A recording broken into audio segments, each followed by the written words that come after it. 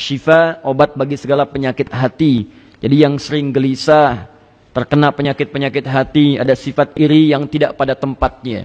Iri tidak pada tempatnya. Ada iri pada tempatnya, disebut dengan ghibthah. Kita mesti iri, khususnya pada dua hal. Yang pertama, rajulun atahullahul ilma. Ada seseorang yang diberikan anugerah oleh Allah pengetahuan. Di riwayat lain awil Quran atau Al-Quran. Maka dia mengamalkannya ana al-laili ya wa atrafan nahar. Maka dia mengamalkan Quran dan ilmunya itu siang malam dia amalkan. Kita mesti iri pada yang seperti itu.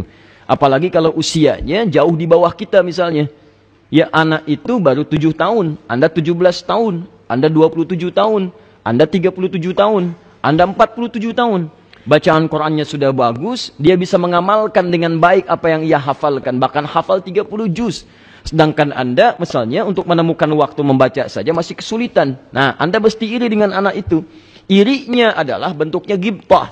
Ghibthah itu bukan keinginan menghilangkan hafalan anak itu, bukan. Tapi bagaimana caranya menyusul cara anak itu beramal, berinteraksi dengan Al-Quran, sehingga sebelum Anda diwafatkan oleh Allah, Anda bisa mengambil manfaat dari apa yang telah ia dapatkan.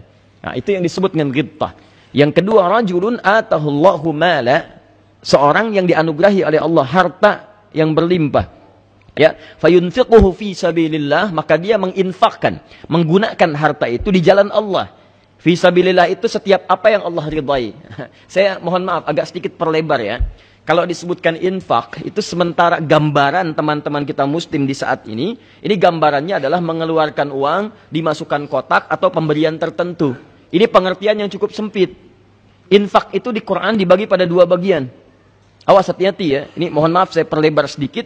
Infak yang pertama adalah harta yang dikeluarkan untuk memenuhi kebutuhan di keluarga inti. Disingkat dengan nafkah. Nafkah itu infak. Disingkat dengan nafkah dari kata infak.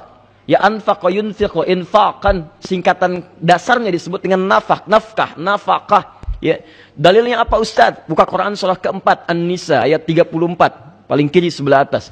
Ya, ar-rijalu qawwamuna 'alan nisa bima faddalallahu ba'dahum 'ala ba'din wa bima anfaqu min amwalihim. Seorang suami itu, para pria itu diberikan oleh Allah perangkat-perangkat kelebihan yang membedakan dia dengan perempuan, dengan istrinya. Jadi Allah telah menginstal dalam tubuh kita yang laki-laki itu kelebihan-kelebihan yang tidak ditemukan di perempuan. Sebagaimana Allah menginstal di perempuan kelebihan-kelebihan yang tidak ditemukan di laki-laki. Sehingga ketika keduanya berkumpul maka saling menyempurnakan. Awas, ada hal yang ditemukan di laki-laki tidak ada di perempuan. Ya, qawwamuna 'alan nisa, misal kekuatan fisik. Umumnya laki-laki dalam segi hal kekuatan, kewibawaan, ketangguhan itu lebih dibandingkan dengan perempuan. Dari segi fisikalnya, kekuatan dan sebagainya. Makanya dari suaranya udah beda. Tes, 1, 2, 3, tes. Laki-laki. Ya, silakan. Jadi kalau ada fisiknya kelihatan laki-laki, suaranya agak gemulai bergelombang misalnya. Ah, ini pasti ada masalah. Tes. Ah, itu pasti ada persoalan lah. Intinya begitu. Ya, pasti ada persoalan.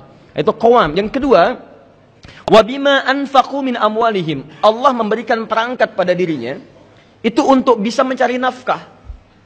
Apa itu nafkah? Saya sering katakan pada Anda, bukan sekadar pekerjaan. Nafkah itu adalah harta yang Allah berikan berupa rizki untuk satu keluarga. Jadi kalau suami mencari, itu Allah akan turunkan kebutuhan untuk satu keluarga. Jangan takut kok.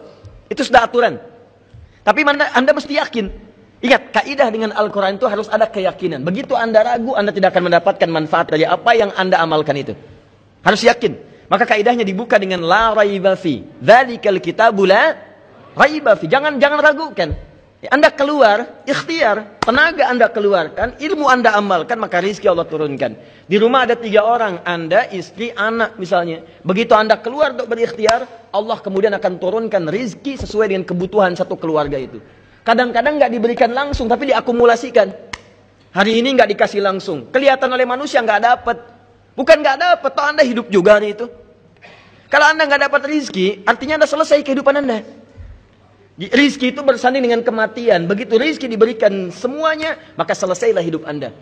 Jadi kalau sepanjang Anda masih hidup, artinya ada rizki Allah yang diberikan kepada Anda.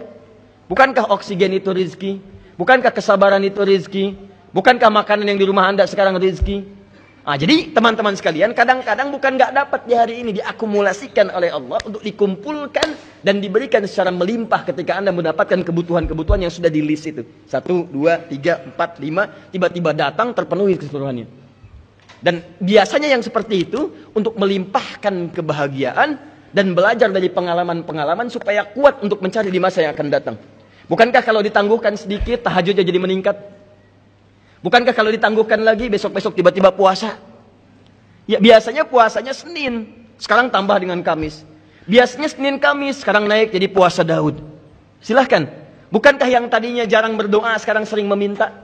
Bahkan banyak beristighfar. Perhatikan berapa faidah yang Anda dapatkan. Istighfar mengampuni dosa. Kelihatannya oleh akal, tidak ada rizki. Tapi Allah memalingkan kepada rizki yang lain. Aku belum ingin berikan dulu dunia untukmu. Aku ingin ampuni dulu dosa-dosamu. Bukankah rezeki yang telah aku berikan belum kau manfaatkan untuk ibadah kepadaku? Aku kasih pakaian belum kau pakai untuk sholat.